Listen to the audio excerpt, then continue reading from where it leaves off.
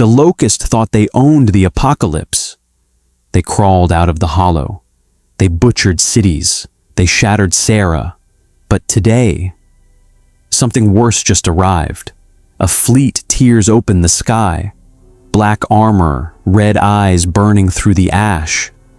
The Helghast didn't come to survive. They came to conquer. And when their dropships hit the ruins of Jacinto, the Locust Horde do something they've never done before. They hesitate. Because this isn't humanity. This isn't COG. This is an empire forged on a dying world, and Sera is about to learn what real extinction looks like. The first Locust drone fires. The Helghast don't flinch. Thermal scopes lock. Coordinated volleys. 3 drones drop before their bodies hit the ash. Then the ground starts shaking. A brumac erupts from the smoke, roaring, armored, unstoppable. The Helghast commander doesn't panic. He signals. ATAC gunships scream overhead. Missiles rain down. The brumac detonates mid-charge. Chunks of armor and flesh raining across ruined streets. Underground. Queen Mira feels it. Not fear, not yet, but something unfamiliar. Precision, discipline, an enemy that doesn't rely on rage. Because this isn't a horde. This is an empire. And somewhere above the burning skyline, Helghast High Command makes their declaration. Sera is now Helghast property. Extermination protocols initiated. The Hollow answers. In tunnels split open beneath Helghast staging zones, entire platoons vanish into collapsing streets. From the darkness, a new nightmare emerges. The Berserker charges blind, but unstoppable, shrugging off rifle fire, smashing through Helghast barricades like paper. For the first time, Helghast formation lines break, but only for a second, because Helghast commanders adapt. Thermal mapping recalibrates, sound-based tracking locks on, heavy rail cannons deploy. The Berserker is lured into a kill corridor. One synchronized blast. Silence. Then something worse happens. The Locusts stop charging. They start thinking. Boomers begin targeting dropships instead of infantry. Reavers swarm ATAC gunships mid-air. Snipers reposition into collapsed skyscrapers. This isn't chaos anymore. It's evolution. And that's when the sky changes color. A massive Helghast capital carrier punches fully through the dimensional rift, blotting out the ash-filled sun. Orbital cannons begin warming. Below, even the COG remnants stare upward in disbelief. Because if the Helghast fire from orbit, they won't just wipe out the Locust, they'll glass Sera. Underground, Queen Mira finally understands. This is not a war for territory. This is annihilation. And for the first time in history, the Locust consider the unthinkable, a temporary alliance with humanity. Because extinction doesn't care who wins. The dimensional rupture had opened above the Seran continent of Tyrus at 0340 hours local time, which meant it opened in darkness above a landscape that was already dark. The specific darkness of a world whose atmosphere had been choked with ash and smoke, and the chemical residue of years of industrial-scale warfare until daylight on Sera was a gray approximation of what daylight had been before Emergence Day, rather than the thing itself. The Helghast Expeditionary Commander, in Colonel Victor Mael, had reviewed the sensor data from the probe units that had passed through the rupture 12 hours before the main force, and had concluded that Sera was exactly what the High Command's preliminary assessment had characterized it as: a devastated world with significant surviving infrastructure. a fractured human population demonstrating advanced military organization and environmental conditions that were harsh by ISA standards and familiar by Helghast ones. That he had not concluded this incorrectly. The data supported it. What the data had not adequately conveyed, what probe units running passive sensor sweeps across a surface that was already producing massive thermal signatures from ongoing surface warfare, could not have adequately conveyed, was the depth of what Sera's devastation actually meant, the scale of what had caused it, and the fact that the thing that had caused it was not finished. Mael's force had come through the rupture in 3 waves over 4 hours. The mechanized infantry first, establishing the initial perimeter in the ruins of what had been Jacinto's outer industrial district, before the Locust had reduced it to the specific category of ruin that years of heavy weapons fire produced. Structures standing at heights that made no structural sense, because everything above a certain level had been removed by weapons rather than by time. Then the siege armor and the ATAC gunship squadrons. Then the command elements and the logistics chain. By the time the capital carrier Audarca's Dominion pushed through the rupture in the 4th wave, Mael had a functioning forward operating base in the ruins, a defensive perimeter that his sector commanders were confident in. On the first contact reports from his forward scouts that he was reading with the specific attention of a commander whose confidence in his perimeter was about to be revised. The forward scouts had encountered the drones at 0612 hours, 4 hours after the initial deployment, during the early gray light that passed for dawn on Sera. The contact had been brief, violent, and had ended exactly as the hook's opening suggested it would end, with 3 drones dead in coordinated precision fire before the Locust patrol had completed its threat assessment of the Helghast position. What the contact report noted, and what Mael read with the beginning of a recalibration in his assessment of the operational environment, was the behavior of the drones after the initial 3 went down. They had not retreated. They had not charged in immediate retaliation. They had done something that the contact report's author, a veteran scout sergeant named Creel, described as studying. A brief, still assessment of the Helghast position from covered positions before withdrawing in a direction that Creel's tactical note flagged as not back toward the Locust origin point, but around it, toward the industrial district's collapsed eastern section, where 3 Helghast supply vehicles were staged. Not retreating, repositioning, where against an enemy they had encountered for the first time 4 minutes earlier. Mael filed this and read the next contact report, which was from the western perimeter and described the Brumak emergence and the ATAC response that had ended it, and which noted that 2 additional Brumaks had been detected on thermal at the perimeter's northern edge and had stopped moving when the first one detonated.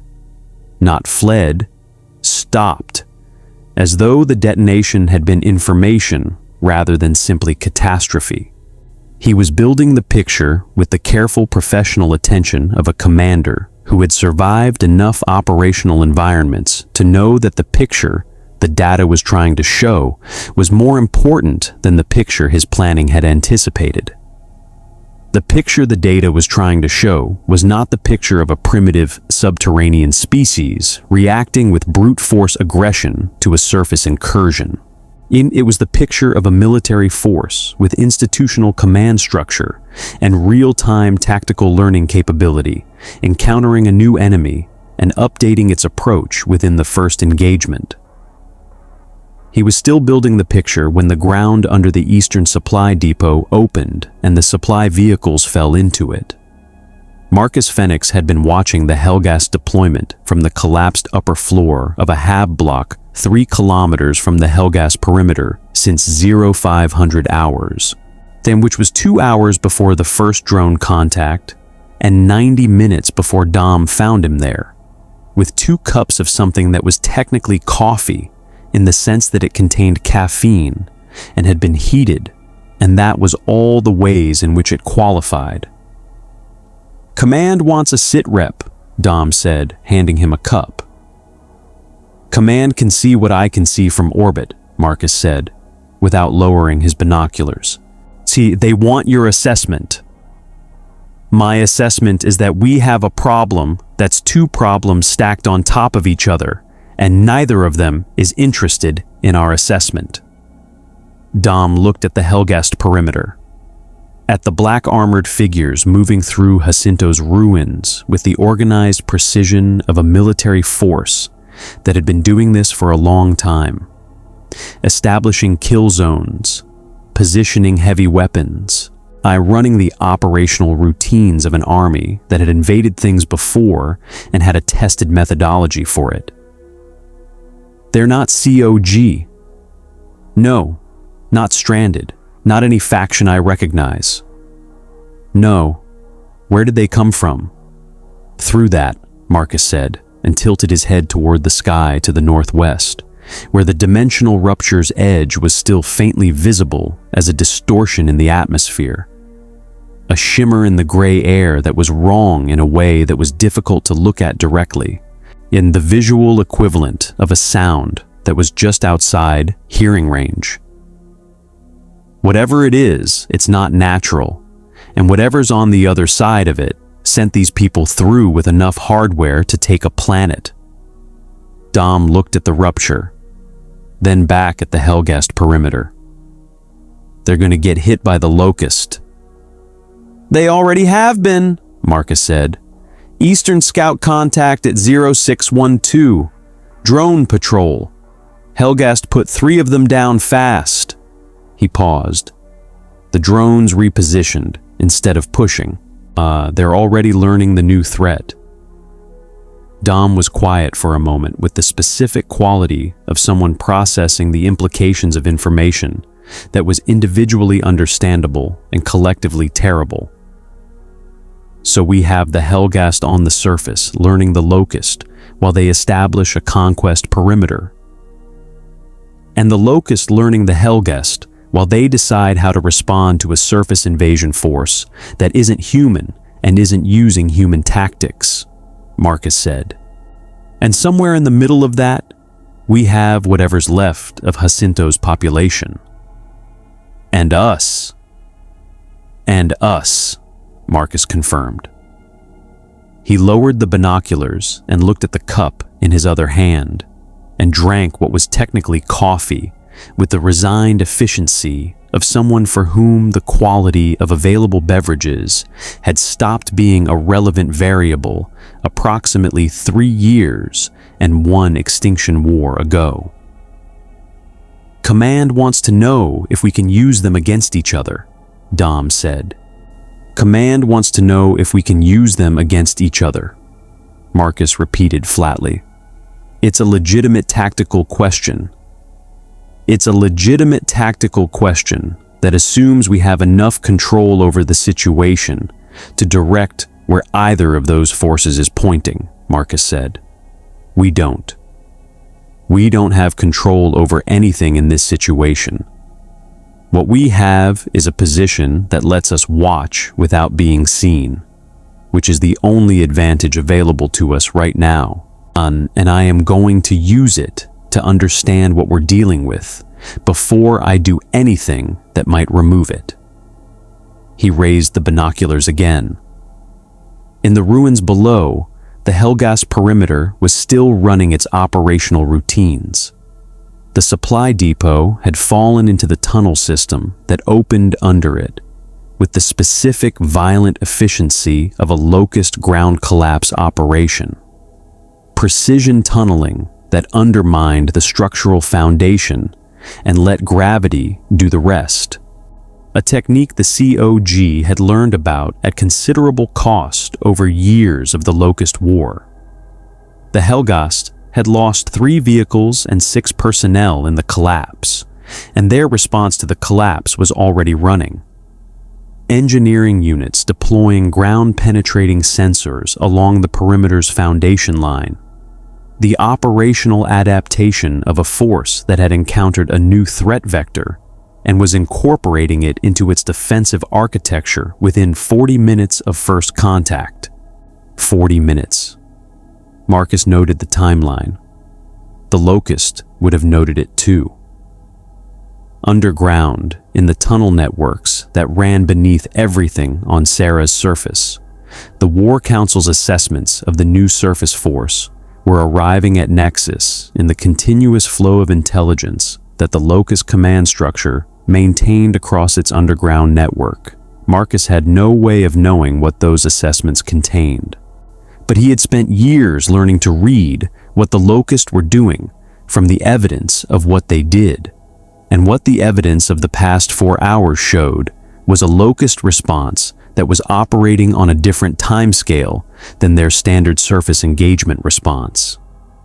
Slower, more deliberate, more like the way they moved when they were preparing something large rather than responding to something immediate. The Brumox at the northern perimeter had stopped when the first one detonated, though they were still there, still on thermal, waiting. "They're not throwing everything at the perimeter," Marcus said. "They hit it twice. They learned what the new enemy does with what they sent, and now they're pulling back to reassess." He lowered the binoculars. "The Locust are treating this like a siege, not a charge." Dom looked at him. "Since when do the Locust siege?" "Since they met something worth sieging," Marcus said. Above them, the Autarch's dominion completed its transit through the dimensional rupture and took its position in Sera's orbital space with the massive, deliberate presence of a warship that had been built to make statements about the permanence of Helghast authority, its profile blocking the gray light that passed for sun and casting a shadow across the ruins below that moved with the slow rotation of its orbital position, like the shadow of something that intended to be there indefinitely. Marcus looked up at it. "That's a problem," Dom said. "That's several problems," Marcus said. "The immediate one is that orbital weapons fire doesn't distinguish between Locust and Ku. If they decide to use what that ship is carrying against the tunnel networks, they'll collapse everything under the surface," Dom said. "Including us." "Including everyone," Marcus said. He picked up his lancer and stood. "Get Baird and Cole. We need a better position, and we need it before the Locust's next move, because the next move is going to be bigger than what we've seen so far, and I want to see it from somewhere that gives us options afterward." "What kind of options?" Marcus looked at the Autarch's dominion's shadow, moving across the ruins of Jacinto. At the Helghast perimeter below it. At the ground above the tunnel networks that ran beneath everything, in carrying the Locust War Council's deliberate preparations toward whatever came next. "The kind we haven't thought of yet," he said, "which is the only kind we're gonna have." He moved toward the Hab block's collapsed stairwell and began descending toward a city that had been dying for years and had just been given 2 new ways to finish the job. The Locust's second engagement came at 1840 hours on the first day, which was not when Mael's tactical models had projected the follow-up assault. His models had projected it at 0900 hours, the standard interval between contact and counter that Helghast operational analysis had derived from the probe unit data on Locust engagement patterns, which had shown a consistent rhythm of strike and withdrawal, and strike again that suggested a command structure operating on instinct-driven aggression rather than deliberate planning. The interval between the first contact and the Brumock emergence had been 47 minutes. His models had extrapolated from that and produced a projected second engagement window of similar duration. The second engagement came 11 hours later, not because the Locust had needed 11 hours to prepare, because they had spent 11 hours watching. Mael understood this in the first 90 seconds of the second engagement, which began not at the perimeter where his defensive architecture was concentrated, but at the command center he had established in the ruins of what had been a COG administrative building 300 meters behind the perimeter line. Inside the perimeter, and in the position he had selected because it was the most structurally sound building in the immediate area, and because 300 meters of defensive depth between his command function and the perimeter's engagement zone was standard Helghast doctrine for forward command placement. The Locust had watched his command center being established. They had noted where it was, and they had spent 11 hours building a tunnel approach that bypassed the perimeter entirely and surfaced inside it. The drones came up through the floor of the administrative building's lower level at 1840 hours. Not a swarm, a precision element. 12 units moving with the specific coordinated efficiency of a force that had been briefed on its objective and understood that the objective was the command function rather than the defensive line. They killed 4 command staff and 2 security personnel before the building's internal defense response engaged. And in the 40 seconds between their emergence and their elimination, they transmitted something back down the tunnel they had come from. Mael was in the building's upper level when the breach happened, and was at the lower level 30 seconds after it ended, looking at the tunnel entrance that his engineers were already assessing with ground-penetrating sensors. And he was doing the thing that his career had built into him, not reacting to the breach as a crisis, but reading it as data. They had bypassed the perimeter. That meant they had mapped the perimeter.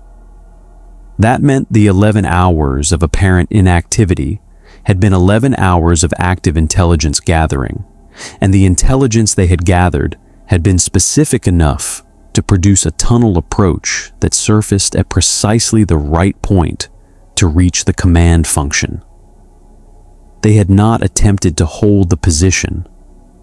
They had penetrated it, transmitted whatever they had transmitted, and been destroyed in the defense response, which meant the penetration's purpose was not territorial.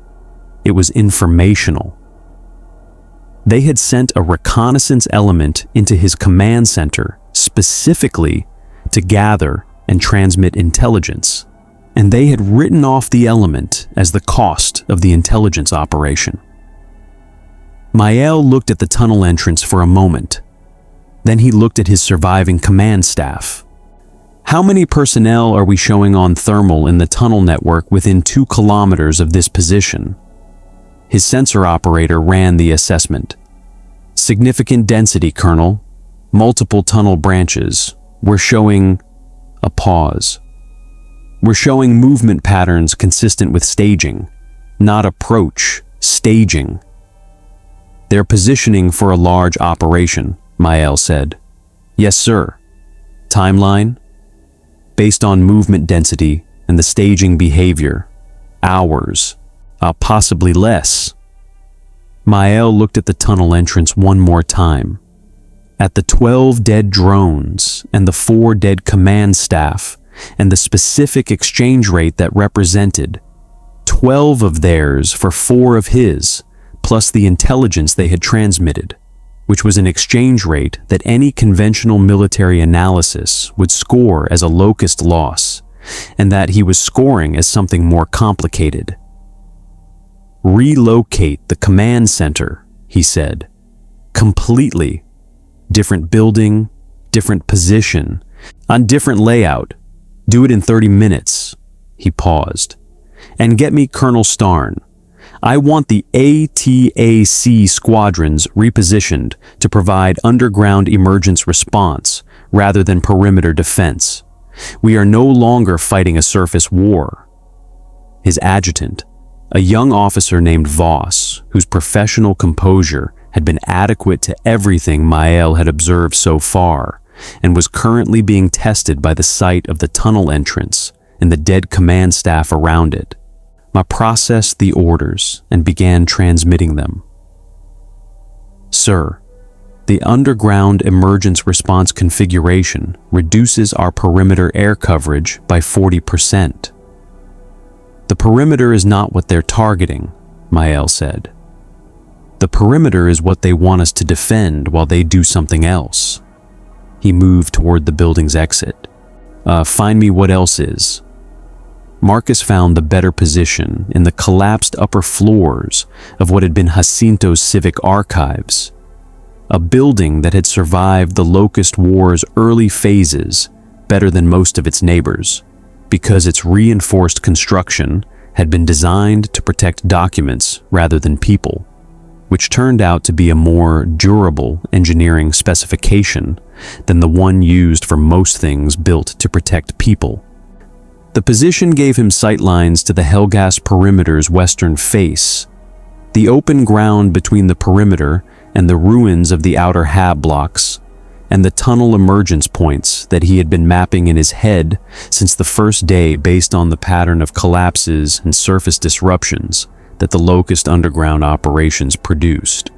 Baird had set up his sensor equipment in the northeast corner with the organized efficiency of someone who found that having complicated technical problems to solve was more comfortable than having no complicated technical problems, and therefore treated every operational environment as an opportunity to generate complicated technical problems from available materials. Cole was on the southern overlook. Dom was beside Marcus. Second engagement was command center penetration, Marcus said, and watching the Helghast perimeter's response activity through his binoculars.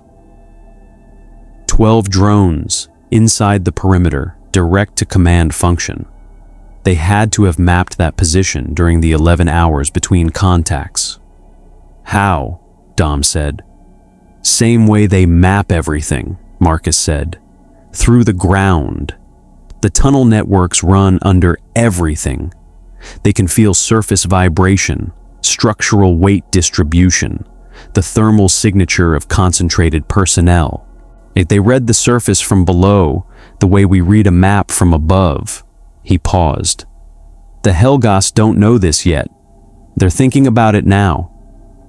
Can they figure it out?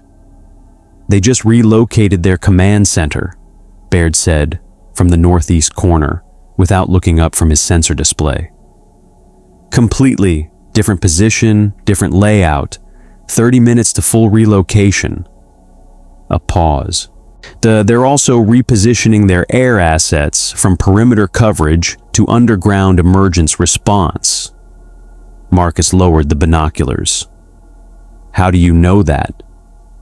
Because I've been intercepting their communications for the past 3 hours, Baird said, with the specific tone of someone reporting something they expected to be criticized for and had decided to do anyway.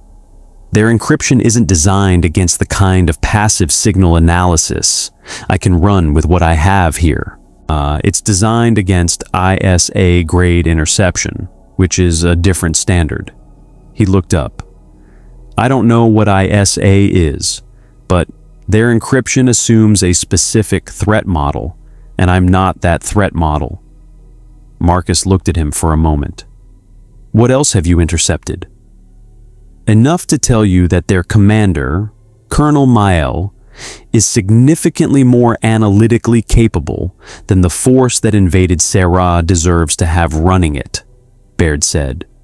He identified the command center penetration as an intelligence operation rather than an assault within 2 minutes of its conclusion. He's already reconfiguring his defensive architecture to account for subterranean threat vectors that he hadn't planned for. A pause. He's also requesting orbital sensor support from the carrier above us for ground-penetrating subsurface mapping. Can the carrier do that? Dom said. Unknown, Baird said. But if it can, the Locust tunnel network stops being a strategic advantage and starts being a targeting map. The implications of that settled into the position with the weight of something that changed the operational landscape of everything that came after it. Marcus looked at the Autarch's dominion in its orbital position, its bulk blocking the gray sky above the western ruins, and thought about what ground-penetrating orbital sensor capability meant for a tunnel network that currently housed the entire Locust Horde's military and civilian infrastructure. If Mael gets subsurface mapping capability, Dom started. He doesn't need to glass the planet, Marcus said. He can target the tunnel network specifically, collapse it from orbit, precisely. He paused. Which means he could end the Locust War in a week. Dom stared at him. That should be good news. It would be good news if the Locust Horde's tunnel network wasn't also the primary support structure for Sera's surface geology in about 40% of the continental landmass, Marcus said. Collapse the network at scale, and you don't just kill the Locust. You collapse the surface. Cities, infrastructure, aquifers, everything built on the ground above it. He looked at the carrier. He probably doesn't know that yet either. Should we tell him? Cole said, from the southern overlook.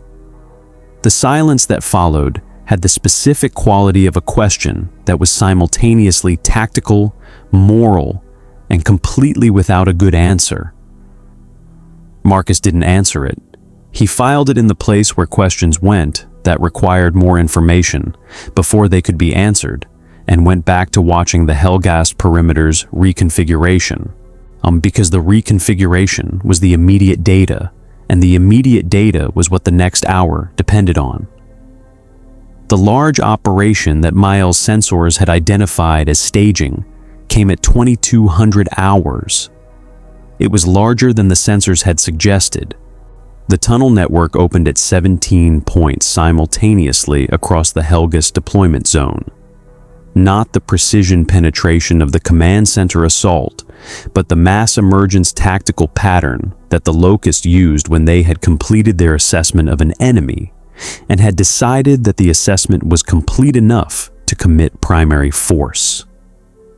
Drones, boomers, Theron guards, the Locust's elite infantry, moving with the coordinated aggression of a force that had been briefed on the enemy's defensive configuration and had adapted its approach accordingly.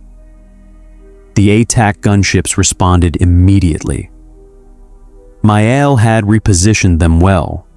They were already in the emergence response configuration when the 17 points opened, and the gunship's ability to put fire on emergence points within seconds of detection was the advantage that the repositioning had been designed to create. The first 3 emergence points were suppressed before the Locust units clearing them could fully surface. The next 4 were contested, gunships and Locust exchanging fire in the specific chaos of an engagement happening in 3 dimensions simultaneously, Reavers rising from the tunnel openings to engage the gunships in the airspace above, while the drones below used the aerial engagement as cover to push their surface penetration. Marcus watched it from the Civic archives and ran his count. 17 points. They're trying to saturate the response capability. If the gunships are chasing Reavers, they're not suppressing emergence points. It's working, Cole said. The southern overlook gave him the clearest view of the engagement's eastern edge, where 3 emergence points had broken through the gunship coverage and were pushing Locust units into the Helghast perimeter's rear areas. They're inside the perimeter on the east side. 3 breaches. Marcus watched the Helghast ground forces respond to the eastern breaches with the professional attention of someone studying an enemy's command culture from its performance under pressure.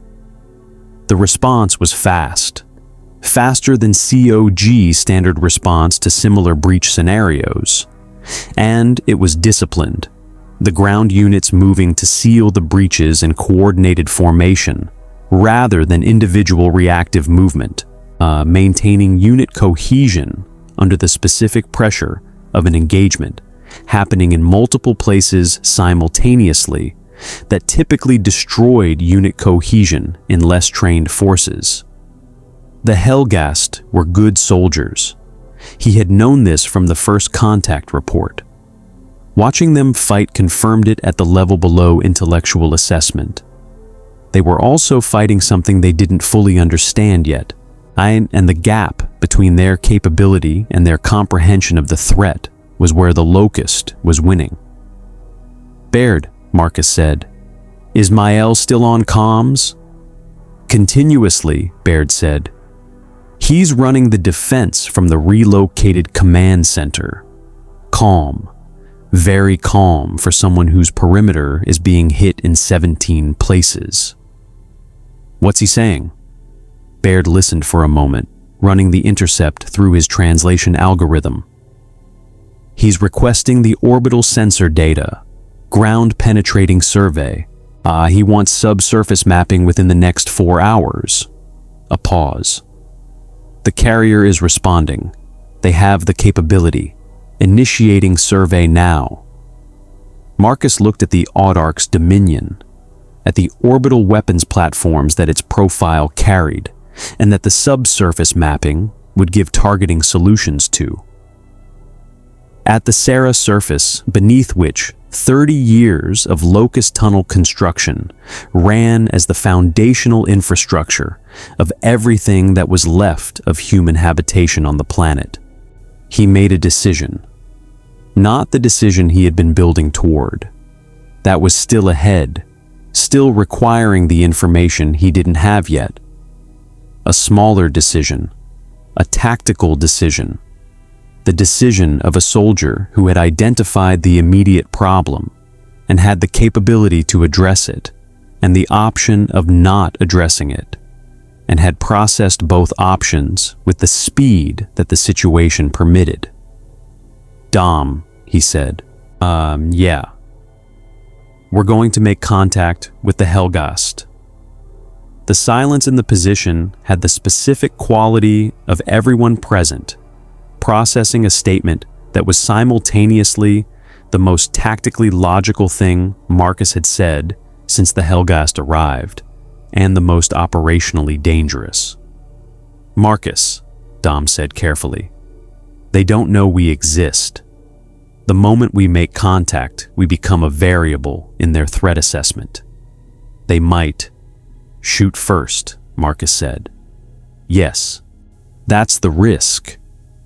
He looked at the engagement below, at the 17 emergence points and the ATAC gunships, and the Locust pushing into the eastern perimeter breaches, and the Autarch's Dominion beginning its subsurface survey 4 hours from giving Mael a targeting map of everything beneath Sera's surface. The alternative is that Mael gets his subsurface map and starts collapsing tunnel networks from orbit and takes the surface down with them. He paused. "We have information he needs. He has firepower we need. The math isn't complicated." "The math is extremely complicated," Baird said.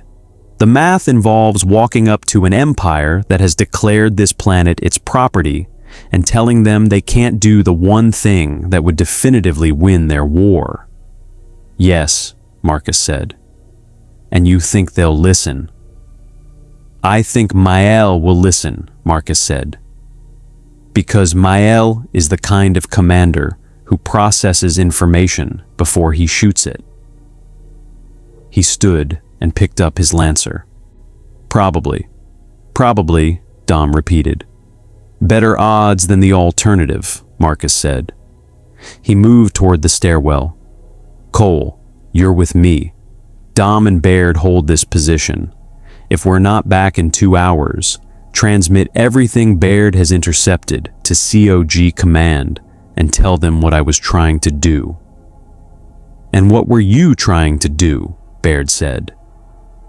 Marcus thought about the subsurface map, about the orbital weapons, about the tunnel networks and the 40% of Sera's surface geology they supported, and the 39 million people still alive on this planet because that geology was intact. "Buy time," he said. Same as always."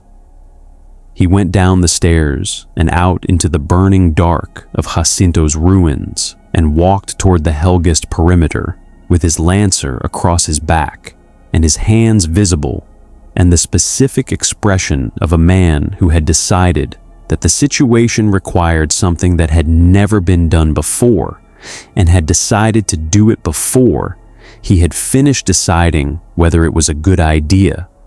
It was not a good idea. It was the only idea. Those were frequently the same thing. The Helghast sentry who found him did not shoot immediately. This was the first good sign. The sentry, a young soldier whose thermal vision goggles registered Marcus as a warm body in a cold ruin, and whose stall arms rifle came up in the standard challenge position rather than the immediate engagement position, called a halt in a language that Marcus didn't speak, and that his Crimson Omen translator rendered as an approximation of stop and identify. Marcus stopped. He did not identify, because identification required language he didn't have, so he did the thing that worked across language barriers in military contexts when you were trying to communicate non-hostility, which was to move slowly and keep his hands where the person with the gun could see them, and maintain the specific body language of someone who had walked toward the gun on purpose, rather than stumbled into it by accident. The sentry's tactical assessment took 4 seconds.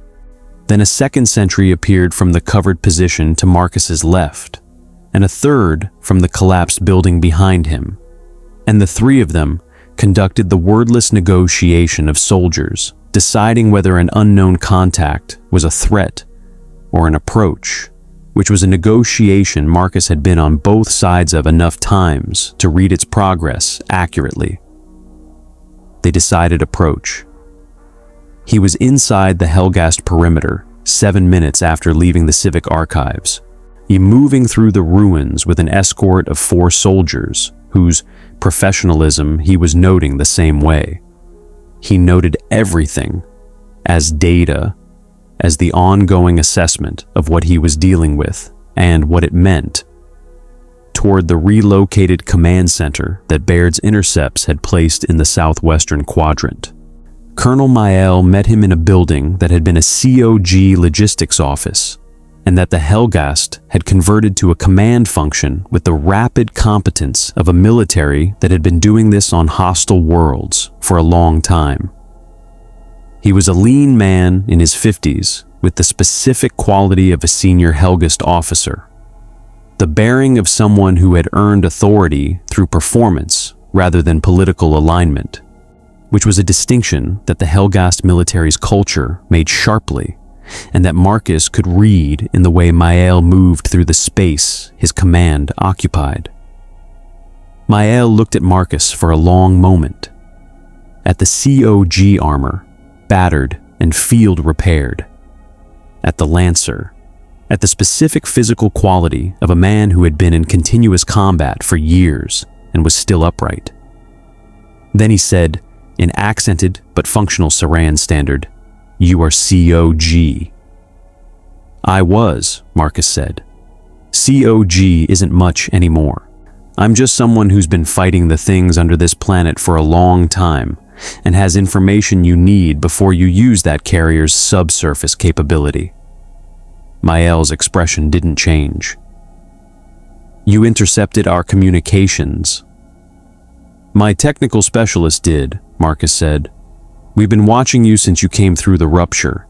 We know what you're planning to do with the subsurface mapping. And you've come to tell me not to, Mael said. I've come to tell you what happens to this planet's surface if you collapse the tunnel network at scale, Marcus said. What you do with that information is your call.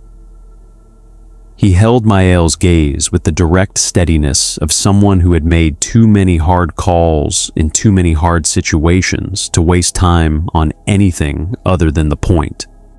But you should make it with accurate information rather than without it. Mael looked at him for a long moment with the calculating attention of a commander assessing a variable that his operational planning hadn't included and deciding how to weight it. Sit down, he said finally. I'll stand, Marcus said. We don't have that kind of time. Mael almost smiled. It was the expression of a man who recognized a quality he respected in an unexpected place. No, he said. We don't. He pulled up the subsurface sensor display. Tell me what I'm looking at, Marcus told him. Mael listened without interrupting. This was the first thing Marcus noted about him, the specific quality of a commander who received information with complete attention, rather than the partial attention of someone simultaneously processing the information and preparing their response to it. Full reception first, response after. It was the quality that separated commanders who learned from commanders who confirmed. And Marcus had been dealing with enough of the second type across enough years of the Locust War to recognize the first type immediately when he encountered it. He told Mael everything that was operationally relevant, the tunnel network's extent, not the full tactical map, not the specific Locust positions, but the geological relationship between the network and the surface. In the 40% of Seran continental geology that the decades of Locust underground construction had modified to the point where the tunnel infrastructure was now load-bearing in ways that the original geology hadn't been. The specific collapse cascades that orbital strike modeling on tunnel networks of this density would produce. The aquifer disruption, the surface subsidence across population zones that still had human survivors in them. He did not tell Mael where the COG remnants were. He did not tell him the size of the surviving human population. He told him the geology, and he told him the consequence of the orbital option, and he let Mael build his own assessment from those components because Mael's own assessment was more likely to stick than Marcus's conclusion handed to him. Mael looked at the subsurface display for a long moment after Marcus finished. The display was showing the early returns from the Autarch's Dominion's ground-penetrating survey. Not complete. The survey was still running, but enough coverage of the Jacinto area to show the tunnel density in terms that the display's color coding made visually unambiguous. The area around the Helghast perimeter was dense with tunnel returns. The area 3 kilometers out was denser. The area beneath the ruins of Jacinto's central districts was so dense that the color coding had reached the end of its scale and was displaying a flat, saturated red across the entire section. Yeah, they've been building this for how long? Mael said. Best estimate is 30 years, Marcus said. Since before Emergence Day. They were building it before we knew they existed. And your military spent years fighting them without knowing the tunnel network was structurally integrated with the surface geology. We knew the tunnels were there. We didn't know the scale until we tried to collapse sections of them during the Hollow Storm operations. Marcus paused. The collapses took surface structures with them. We stopped that approach. Mael looked at the display. The orbital option isn't viable, he said. Not a question. Not at the scale you'd need to destroy the Locust military capability, Marcus said. You can target specific tunnel sections and accept localized surface loss. And you can't run a campaign-scale tunnel interdiction without taking the planet's surface with it. Which means the Locust have constructed a strategic deterrent that they probably don't know they have, Mael said. It was the kind of observation that made Marcus revise upward his assessment of Mael's analytical capability, because it was accurate, and it was the kind of accurate that required seeing the whole picture rather than the immediate tactical problem. Yes, he said. Mael was quiet for a moment. Then, what do you want from this conversation? I want you to not glass the planet by accident, Marcus said. What happens after that is a separate problem. A separate problem that includes the fact that my force is currently engaged with a subterranean enemy that your military spent years fighting and didn't defeat, Mael said. And that the orbital option being removed from the table means I am fighting that enemy on its terms, on its ground, without the primary strategic advantage that makes my force's technological superiority decisive at scale. He looked at Marcus directly. You have years of operational knowledge about this enemy. I have firepower and air assets that your force no longer has in any meaningful quantity. The conversation we're having right now is not just about what I shouldn't do. It's about what we should do instead. Marcus looked at him. At the specific, careful framing of a commander who had reached the same conclusion Marcus had been reaching for 2 days and was presenting it in terms that made the conclusion feel like it had been built jointly rather than offered unilaterally, which was the kind of political intelligence that military commanders weren't always credited with, and that the good ones had in abundance. That's a larger conversation, Marcus said. Yes, Mael said. And we have approximately... He checked the engagement display, which was still showing the 17-point Locust operation in its late stages. 4 hours before the Locust regroup from their current operation and begin the next phase of whatever they're building toward. He paused. I would like to have the larger conversation in those 4 hours. Marcus thought about Dom and Baird in the Civic Archives, about Cole beside him in the command center, running his own assessment of the Helghast soldiers he was surrounded by, with the specific quality of attention that Cole brought to every environment. About COG Command's question, can we use them against each other? And how far the answer to that question had evolved in the past 8 hours. Get your intelligence officer, Marcus said, and get me a map of what the survey has found so far. He paused. And get me something to eat. I've been watching your perimeter since 0500, and I haven't had anything that qualifies as a meal since yesterday. Mael looked at him for a moment, with the expression that had almost been a smile before. This time it completed. It was brief, and it didn't reach his eyes in the way of smiles that were genuine, but it was there. Voss, he said to his adjutant, rations and the survey data, and get Major Hendricks. The Lambent problem surfaced, literally, at 0340 hours on the second day. A Helghast engineering team conducting tunnel assessment work in the eastern sector had found a drone.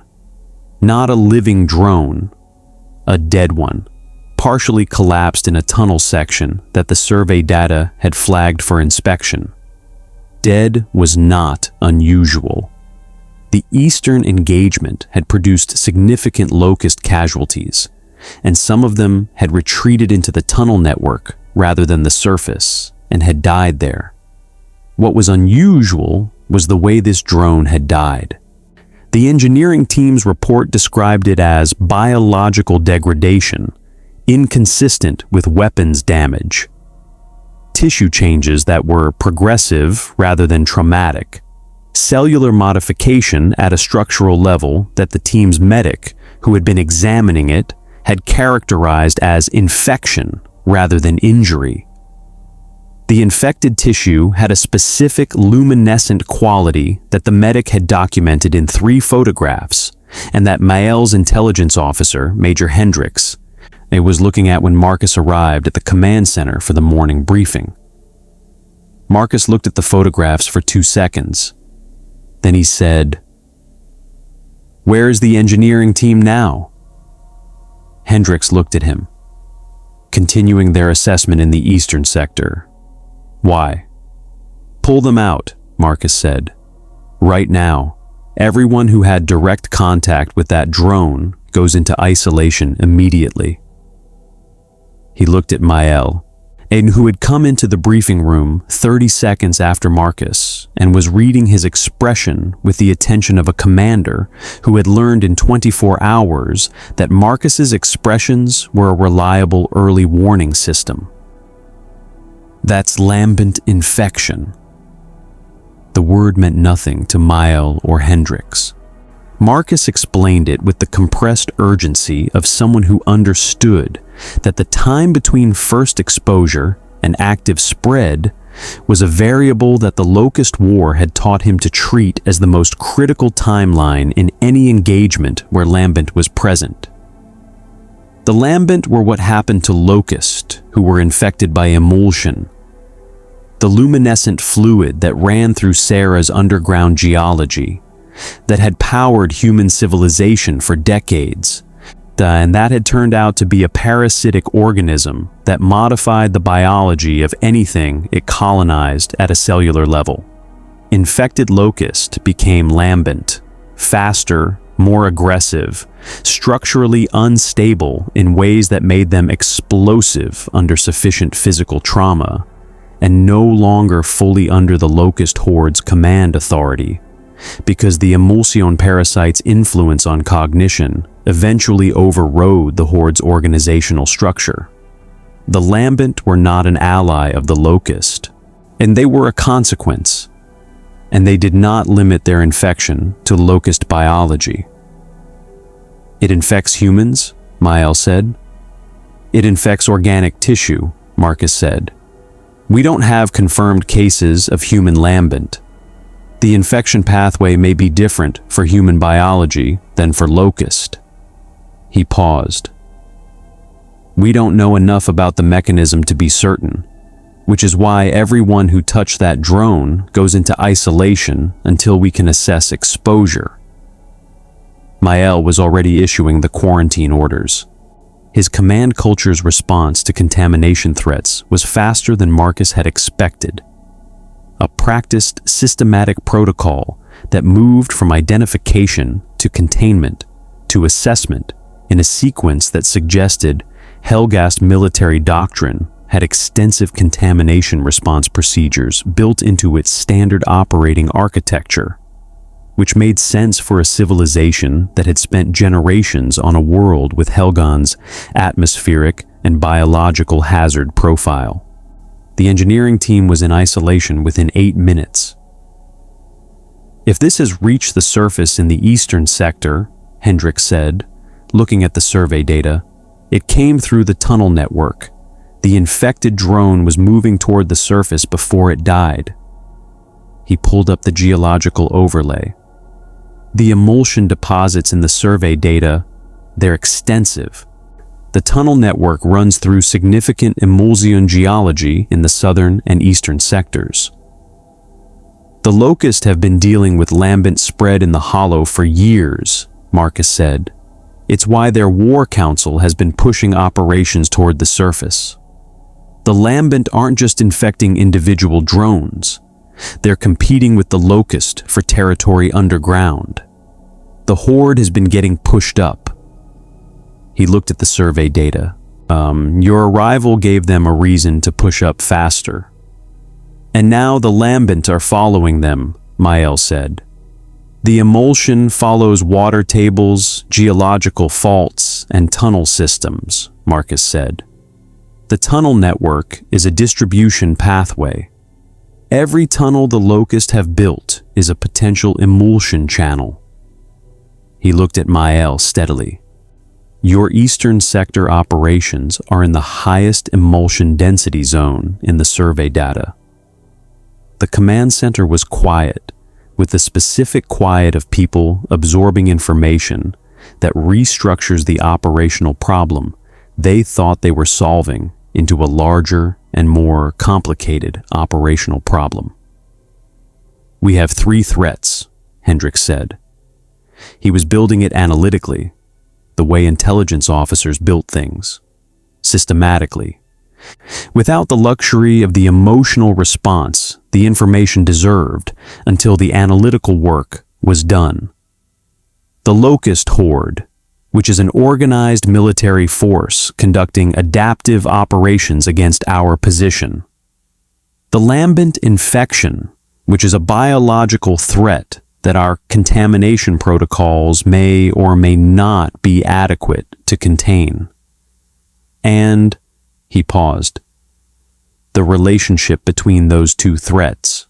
If the lambent spread is destabilizing the Locust command structure, the War Council loses control of infected units, Marcus said. Lambent Locust don't follow orders.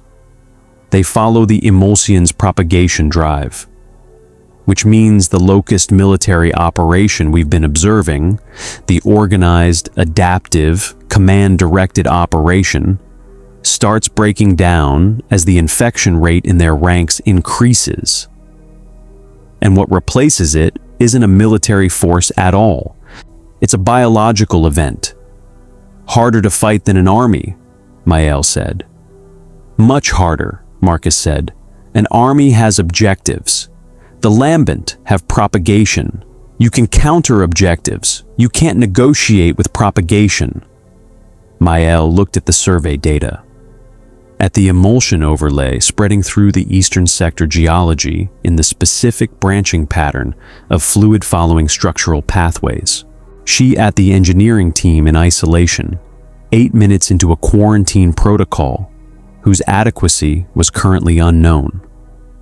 At the 3-threat operational picture that the past 24 hours had constructed from what had arrived as a single-threat invasion scenario. What does your military know about stopping lambent spread? He said. Not enough, Marcus said honestly. We've been managing it. Containment operations, sector isolation, emulsion pump shutdowns where we could reach them. We haven't stopped it. He paused. But we have a scientist, was a scientist. She's been working on lambent biology for 3 years, and she has more data on the infection mechanism than anyone alive on this planet. He paused again. She's not with us currently. Getting to her requires going through the locust-controlled zone in the Northern District. Then we go through the Northern District, Mael said. Marcus looked at him.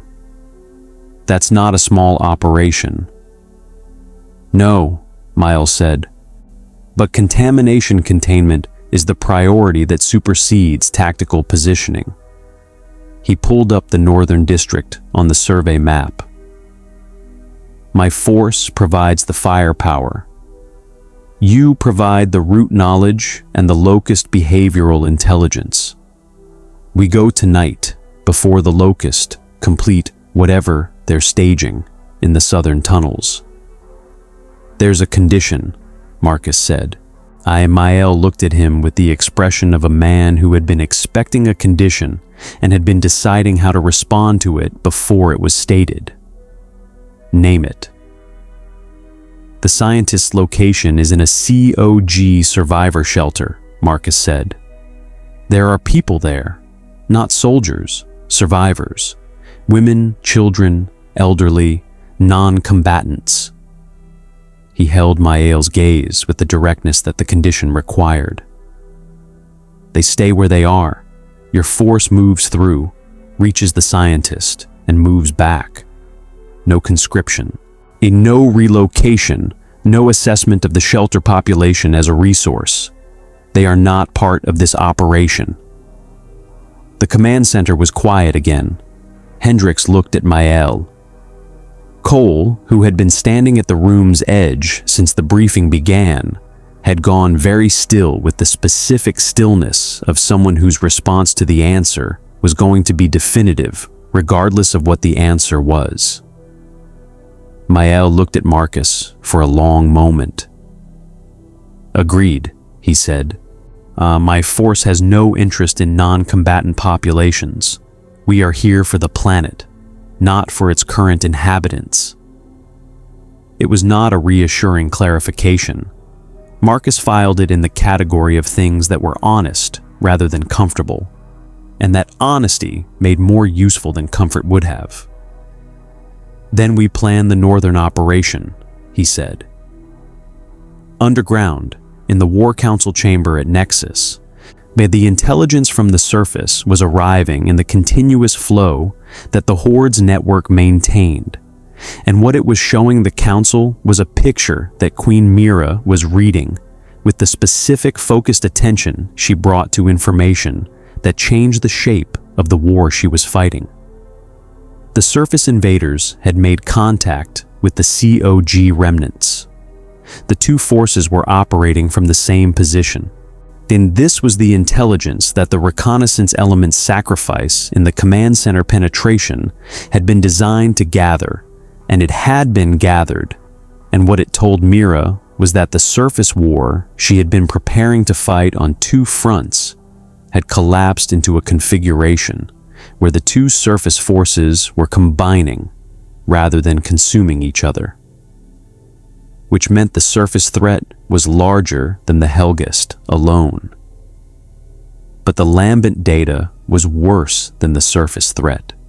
The Horde's own infection monitors, the biological assessment network that the War Council maintained across the tunnel system, because the lambent threat was the threat that every locust with any access to strategic intelligence understood was the existential one, the thing beneath the thing, the war inside the war, were showing acceleration in the eastern sectors that the Council's modeling had not projected at this rate.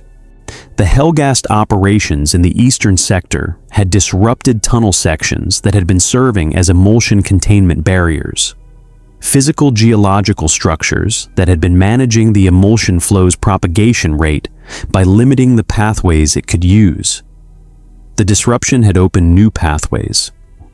The propagation rate in the eastern sectors had increased by a factor that the Council's infection monitors were reporting with the specific flat precision of biological assessment systems that did not have a category for alarm and simply reported numbers. The numbers were alarming. Mira looked at the infection monitor data, and then at the surface intelligence, and then at the War Council around her. The generals and the commanders who had been fighting the surface war and the lambent war simultaneously for years with the specific exhausted determination of a civilization that had made its home underground and was finding that the underground was no longer entirely its home. And she made the decision that the data had been building toward for 2 days. Not because she trusted the surface forces, not because the COG remnants were anything other than the enemy her civilization had been trying to exterminate for the duration of the war. Not because the Helghast were anything other than an invading empire that had declared her people's home their property. Because the Lambent didn't care who won the surface war. The Lambent would consume everything. Locust, Helghast, BZOG, with the complete democratic indifference of a biological process that had no strategic objectives and no negotiating position and no pause state. The only thing the Lambent could be stopped by was a coordinated effort from multiple directions simultaneously, applied to the emulsion propagation pathways with the specific knowledge of where those pathways ran and how they could be interrupted. The Helghast had subsurface mapping capability. The COG remnants had 3 years of lambent biological research. The Locust had the tunnel network knowledge and the underground access that neither surface force could replicate. None of them could stop the lambent alone. "Prepare a contact signal," Mira said. "Surface frequency, COG standard encryption." She paused. "And tell the general staff that the operation we've been staging in the southern tunnels is suspended indefinitely." She looked at the infection monitor data one more time. "We have a more immediate problem than the surface." The War Council was quiet, with the specific quality of beings who had spent their entire existence defining themselves in opposition to the surface, and were now being told to contact it. Mira looked at them with the specific expression that 4 decades of ruling an underground civilization in a state of permanent war had produced. The expression that was not patience and was not command, but was the thing between them. The expression that said, "I have calculated this, and the calculation is done, and what comes next is the work." "The surface war is suspended," she said. "What we do next, we do because the alternative is extinction." She paused. "For all of us." The council moved. Above them, on Sera's burning surface, 3 forces were converging on the same problem from 3 different directions. And the convergence had the specific quality of things that had been moving toward each other for a long time, and were only now close enough to see each other clearly. The contact signal from Nexus arrived at 05:17 hours. Marcus was in the planning session for the Northern District operation when Baird's intercept equipment registered the transmission. Not a Helghast frequency, not a COG frequency, but the COG standard encryption that the Locust had captured and reverse-engineered years ago, and used for the specific purpose of communicating with COG forces, when communication served Locust strategic objectives better than silence did. It had happened twice before in the war. Both times had been traps. Marcus looked at the transmission data and ran the calculation that 2 previous trap experiences and 3 years of Locust behavioral intelligence produced, and reached the conclusion that the calculation required more information than he currently had, which was the conclusion he reached about most things, and which he had learned to treat as a call for more information, rather than a reason to stop moving. "What does it say?" he said. Baird ran the decryption. "It's from Nexus," he said. The specific quality of his voice when he said it was the quality of someone reporting a fact that exceeded the available categories for processing facts. "Queen Mira, direct channel request." He looked at Marcus. "She's asking for a meeting." The planning room was quiet. Mael looked at Marcus. Marcus looked at the transmission data, and Cole looked at the ceiling with the expression of someone who had been in enough situations that defied available categories to have developed a philosophical relationship with them. Dom looked at his hands with the expression of someone who had not developed that philosophical relationship and was not going to develop it today. "She's never asked for a meeting," Dom said. "No," Marcus said. "In the entire war. Not once. Not for anything. No. Which means something has changed her calculations significantly enough that a meeting is worth more to her than the tactical advantage of our not knowing she's willing to meet," Marcus said. He looked at the transmission data one more time. At the COG encryption and the Nexus origin signature and the specific timing, 05:17 hours, 2 days into a 3-faction war, 8 hours after the Lambent infection report from the eastern sector. "It's the Lambent," he said. "She's seeing the same acceleration we're seeing, and she has more data than we do because it's in her house. Or she wants us to think that, Baird said. Yes, Marcus said. Both things can be true simultaneously. He looked at Mael. Your contamination team's assessment of the engineering unit. What's the current status?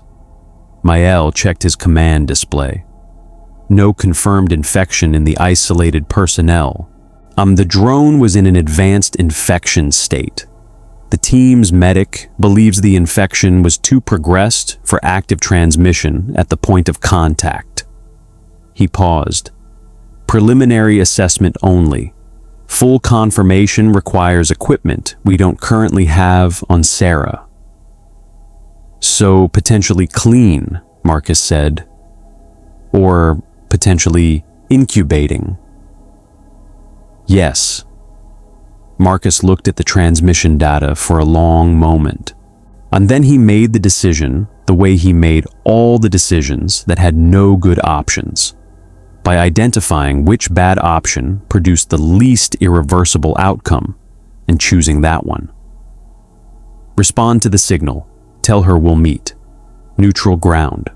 Surface level, open space. No tunnel access within 500 meters. He paused. And tell her we're bringing Helghast.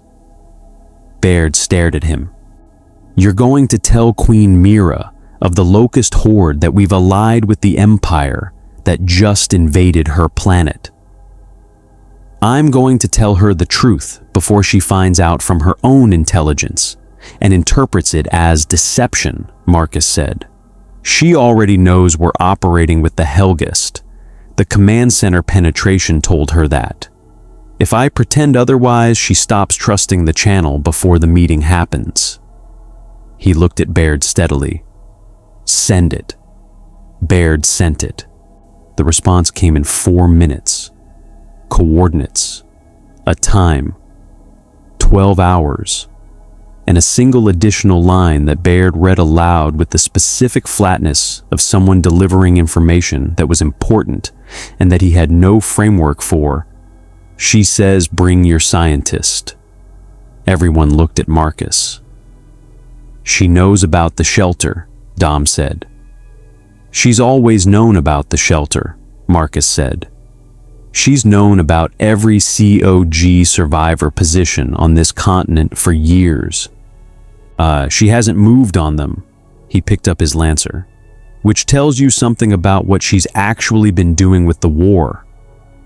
He let that sit without explanation, because the explanation was the kind of thing that changed how people thought about the conflict they'd been fighting and changing.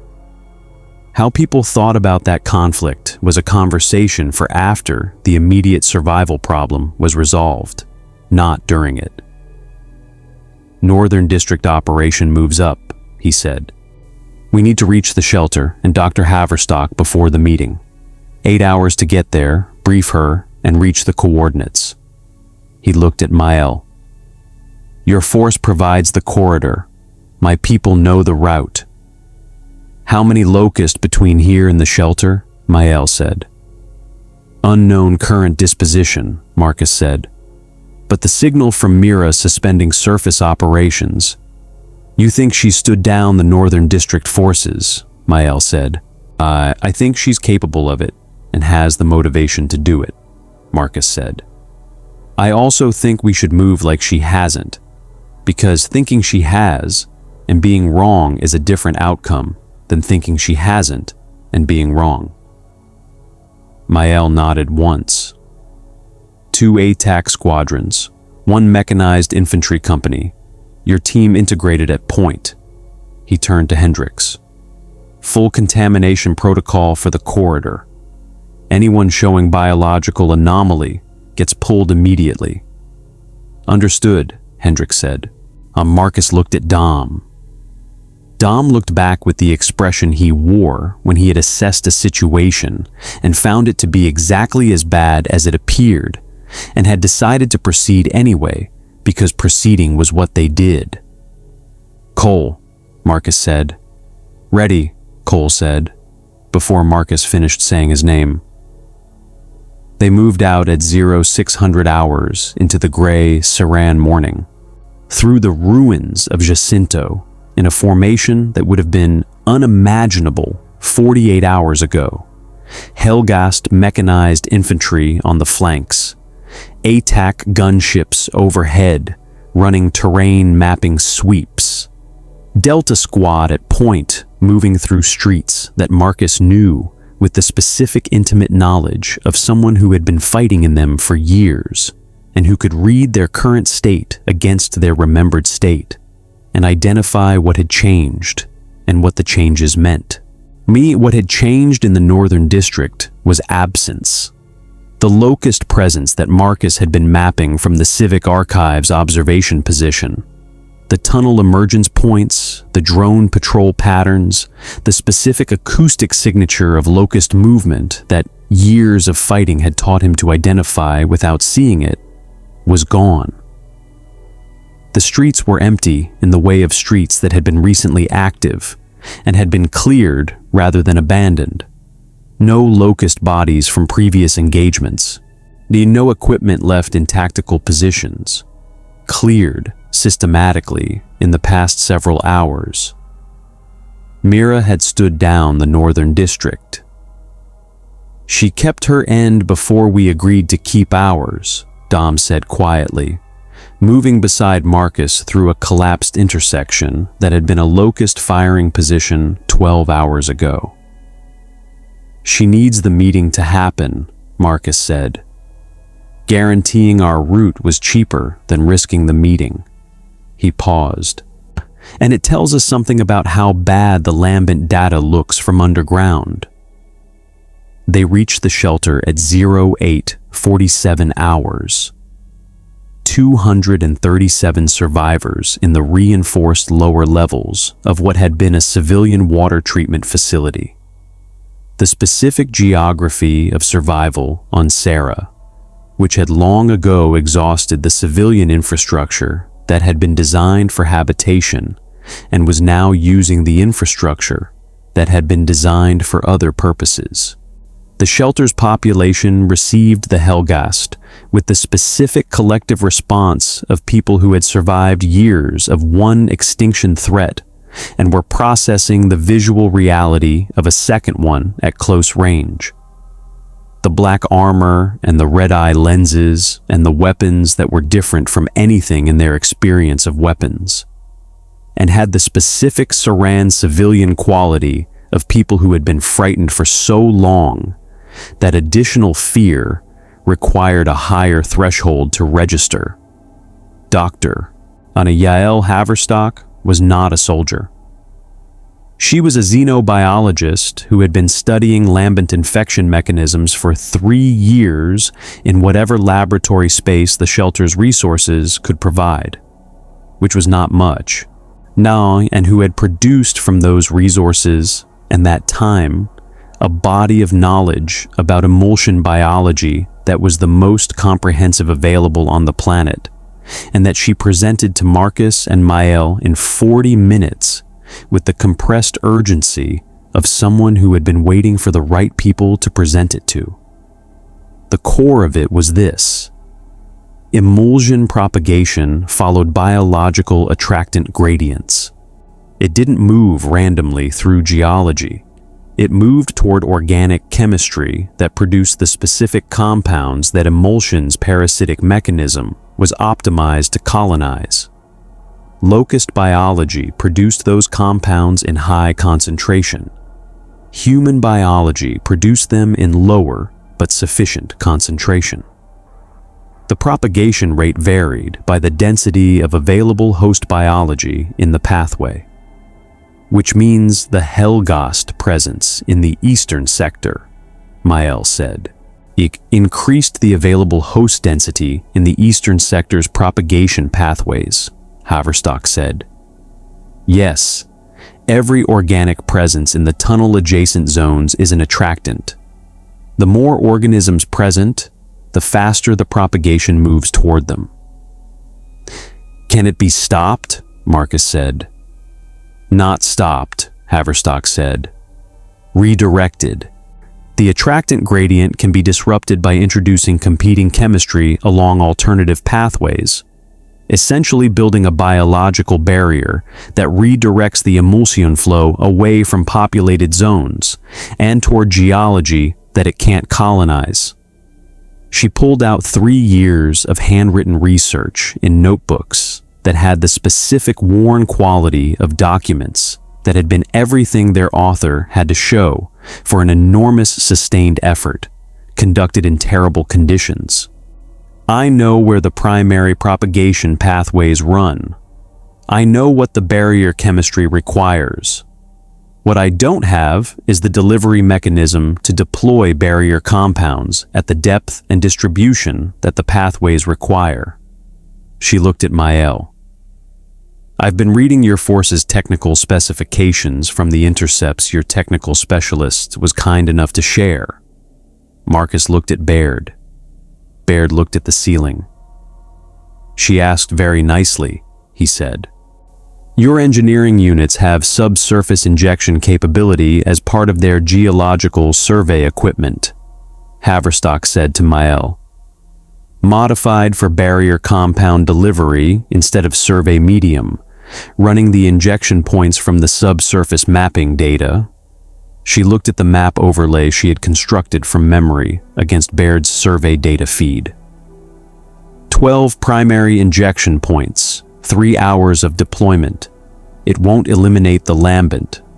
It will redirect the active propagation front away from the tunnel zones with the highest host density. Buying time, Mael said. Buying significant time, Haverstock said. Months, possibly, which on Sera is enough to matter, Marcus said. He looked at the shelter population visible through the planning room's doorway. The 237 survivors going about the specific reduced routines of people living in permanent crisis, so the children who had been born into the war and for whom the war was not a disruption but a condition, the elderly who remembered what Sera had been and maintained that memory as the specific stubborn act of people who refused to let the war be the last word about their world. He thought about the meeting coordinates, about Queen Mira requesting the scientists specifically, about the 48 hours of a 3-faction war that had produced this specific convergence, Helghast engineering capability, COG biological research, and the Locust's underground access and network knowledge. None of it sufficient alone, all of it necessary together. We need to move, he said. We have 4 hours to the meeting coordinates. The neutral ground was the ruins of what had been Jacinto's central transit hub, an open space large enough to satisfy the 500-meter tunnel access condition, structurally open enough that no faction could establish a covered approach without the others seeing it, and centrally located enough that the 3 parties' travel times from their respective positions were approximately equal, which Marcus had noted when the coordinates arrived, and which told him that Mira had selected the location with the same careful attention to symbolic geometry that she brought to everything.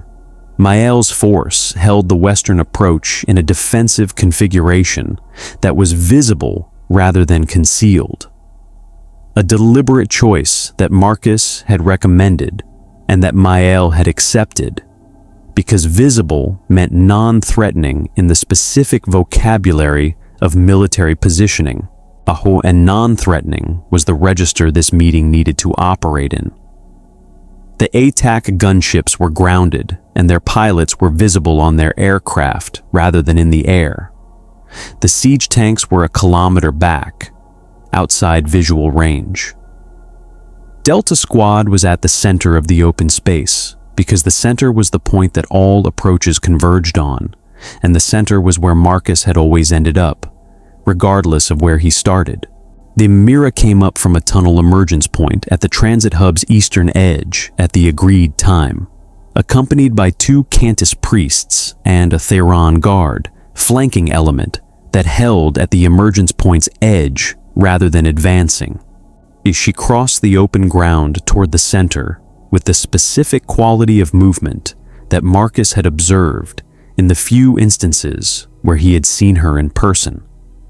The movement of a being who inhabited the ground she walked on differently from the way humans inhabited ground, with more weight and more certainty and the specific authority of someone who had been commanding this landscape from below for decades.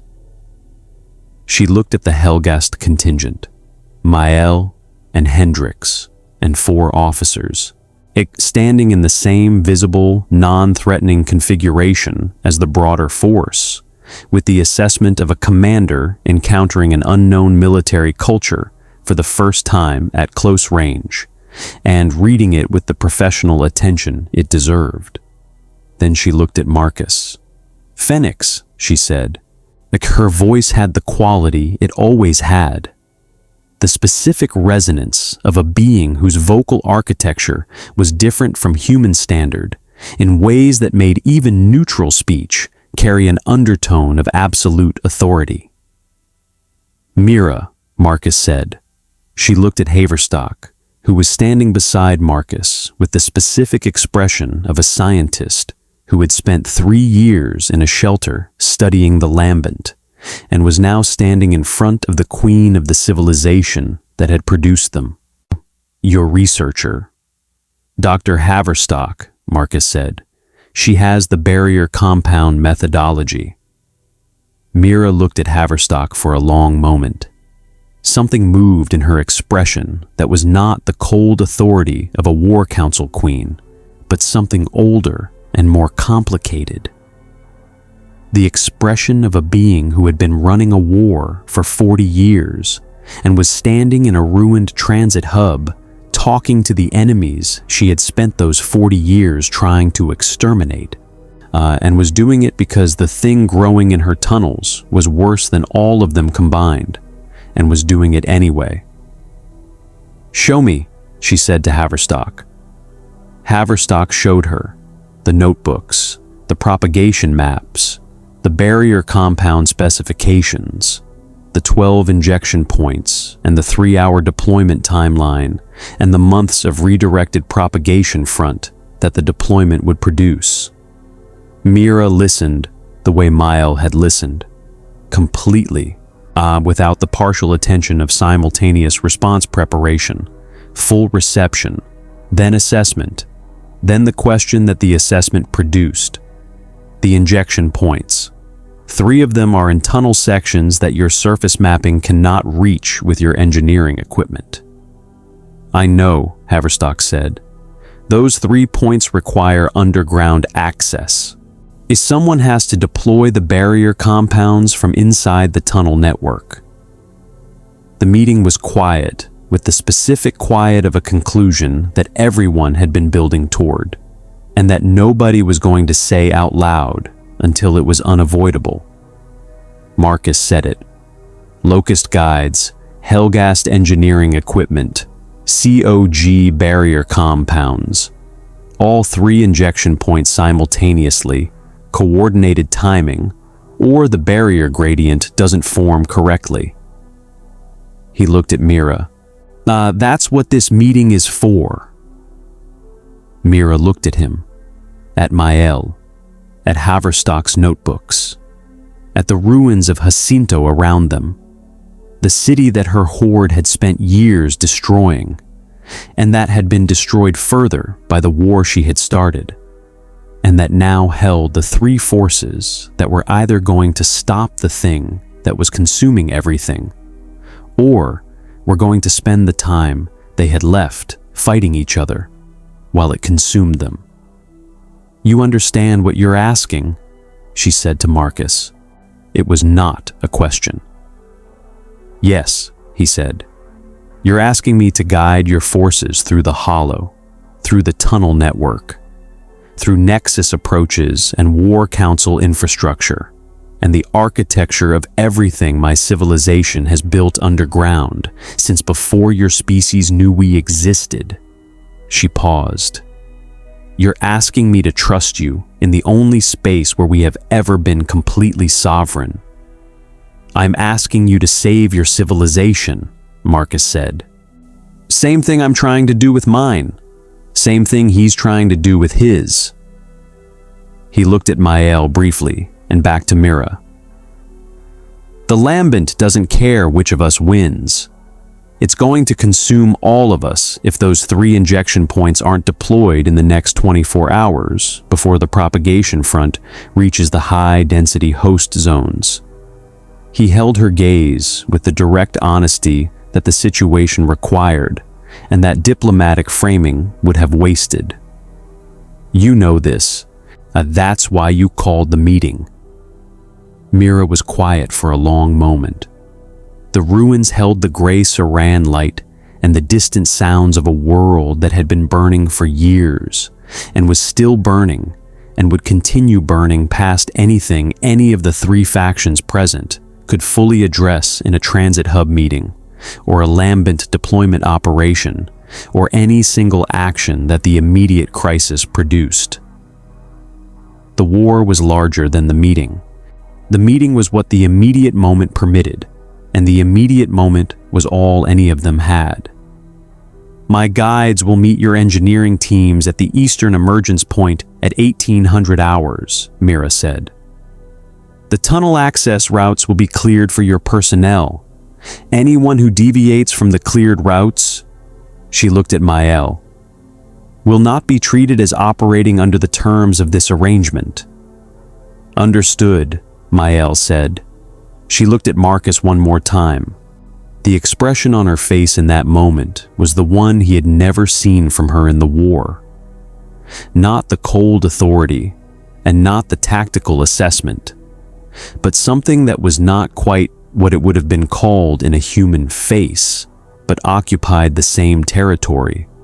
The territory of someone who had been running a war for 40 years and was standing in its ruins making decisions she had never expected to make, and finding that the decisions were correct, and finding that correct was not the same as comfortable, and doing it anyway. Phoenix, she said. Yeah, he said. When this is over, I know, he said. She turned and walked back toward the tunnel entrance and descended into the hollow with her escort, and was gone. Marcus stood in the transit hub ruins and looked at the space where she had been, and thought about the war, about what it had been built on, and what it had cost, and what it was still costing, and what this moment meant for what it cost going forward. He did not think about it long, because there was work to do, and the work was the only thing that the immediate moment permitted, and he had learned across 11 years of fighting to live in the immediate moment. Because the immediate moment was where survival happened, and everywhere else was where it didn't. 1800 hours, Dom said beside him. 1800 hours, Marcus confirmed. You trust her? I trust that she understands what happens if those injection points don't deploy, Marcus said. That's enough trust for 1800 hours. And after 1800 hours, Marcus picked up his lancer and turned toward the western approach where Mael's force was holding, and where the engineering teams needed to be briefed, and where the 24 hours that stood between the current moment and either the barrier deployment succeeding or the propagation front reaching the high-density zones were already running. Ask me after, he said.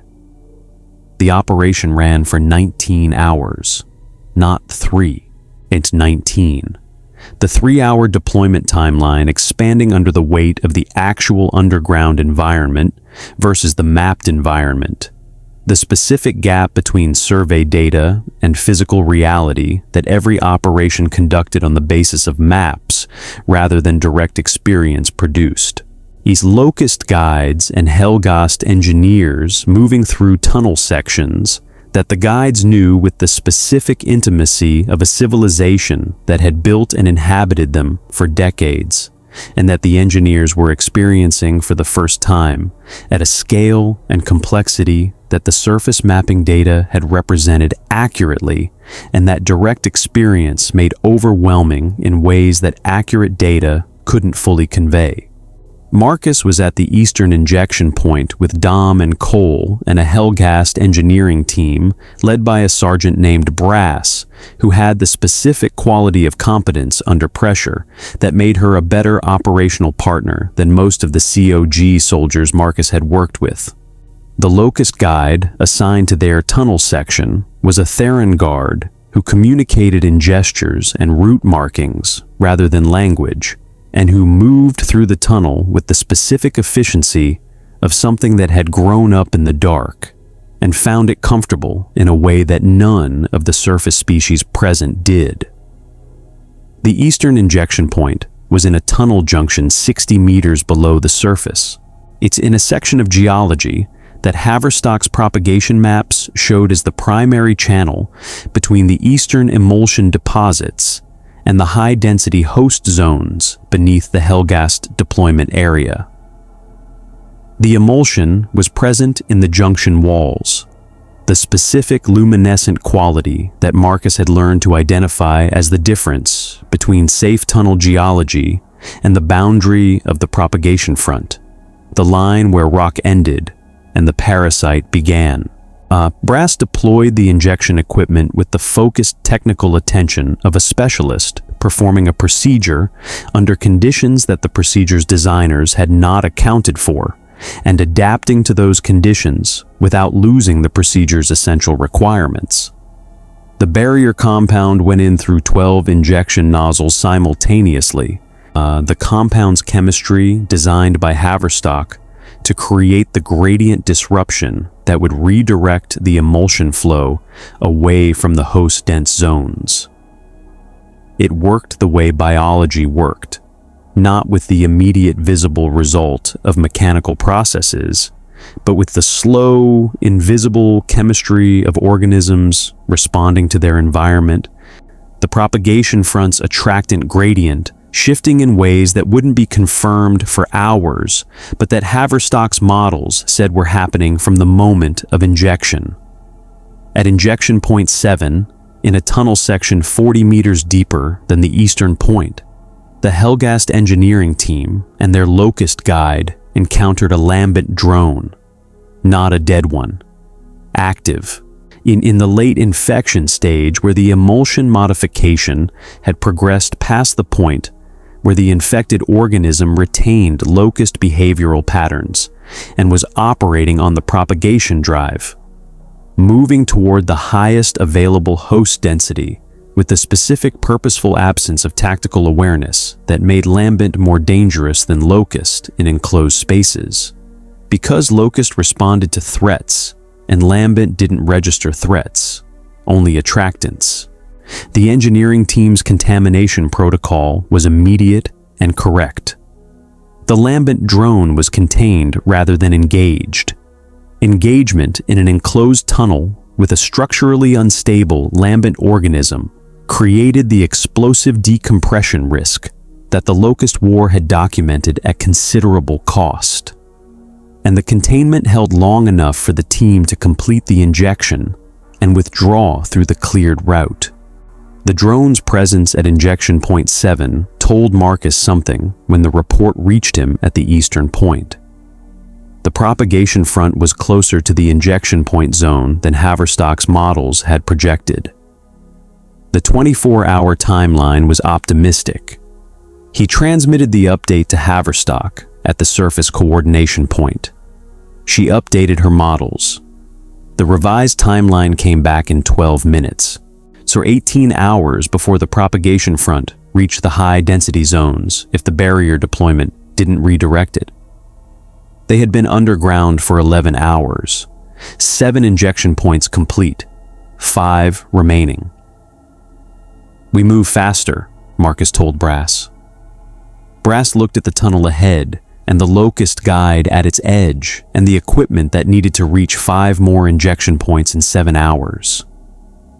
"Understood," she said, and began moving faster with the specific committed quality of a soldier who had received an order and was executing it as efficiently as the environment permitted. They reached the 12th injection point at hour 18, The last compound went in at 19:23 hours. Marcus sat against the tunnel wall for 30 seconds after the injection completed.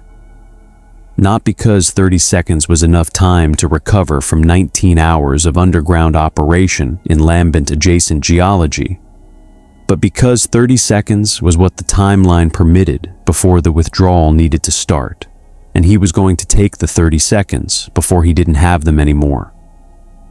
Dom sat beside him.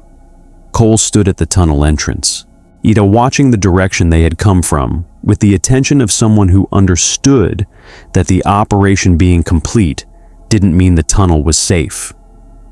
"Haverstock's confirmation?" Marcus said. Dom checked the comm. "Propagation sensors are showing gradient shift at 8 of the 12 points. She says full confirmation in 4 hours, but preliminary data is consistent with redirect." He paused. "She says it worked." Marcus leaned his head back against the tunnel wall and looked at the ceiling 60 meters below Sera's surface, and felt the specific thing he felt when operations that had required everything produced the outcome they had required everything to produce. Not triumph, not relief exactly. Something more like the absence of the weight that had been present for the duration. The specific negative definition of what it felt like when the immediate crisis resolved into the next problem, rather than into the irreversible outcome. The lambent propagation front had been redirected. The surface war was still running. The Helghast were still on Sera. The Locust were still in the Hollow. The truce that the meeting had produced was the truce of a shared immediate crisis rather than the truce of resolved conflict. And the immediate crisis's resolution returned the underlying conflict to its operational status. But the planet was still intact. The surface geology was stable. 237 survivors in the water treatment shelter were still alive. The 19 hours underground had produced what they needed to produce. It was enough. He stood and picked up his lancer and started moving toward the surface, with the steady, deliberate pace of someone who had been underground for 19 hours and was going to cover the distance to the surface at the rate the distance required and arrive at the top, ready for whatever came next. Brass fell in beside him with her engineering team. The Locust guide took point without being asked. At the tunnel entrance, it's a Helghast sentry and a COG soldier and a Locust Theron guard were standing in a triangle formation, not together, not allied, each watching a different approach with the specific professional attention of soldiers doing their job. And the formation they made was the formation that the past 48 hours had made, impermanent and functional, and completely without precedent in any war that any of them had been trained for. Marcus came up through the tunnel entrance into Sera's gray morning and looked at the sky. The Audarch's dominion was still in orbit. The Helghast capital carrier that had blotted out the sun 2 days ago, that had looked from below like the permanent future of what Sera was going to become. Mael was waiting at the transit hub, reviewing the barrier deployment confirmation data that Haverstock was transmitting from the coordination point. He looked up when Marcus approached. 8 of 12 points confirmed. Haverstock projects full confirmation within 4 hours. "I know," Marcus said. "I was there for 12 of them." Mael looked at him. At the 19 hours of underground operation in his face and his armor, and the specific quality of someone who had done something that needed doing and had come back from it. "The Eastern Sector Contamination Team," he said. "Full assessment came back 2 hours ago. No active infection in any isolated personnel." "Good," Marcus said. "Yes," Mael paused. "The subsurface mapping data, the complete survey." He held out a data tablet. It belongs to you, the geological record of this planet's tunnel network. Your military should have it. Marcus looked at the tablet, at what it represented, the most comprehensive subsurface map of Sera that had ever existed, built by technology from another universe and paid for by 48 hours of a war that shouldn't have been possible. He took it. "What happens now?" Dom said.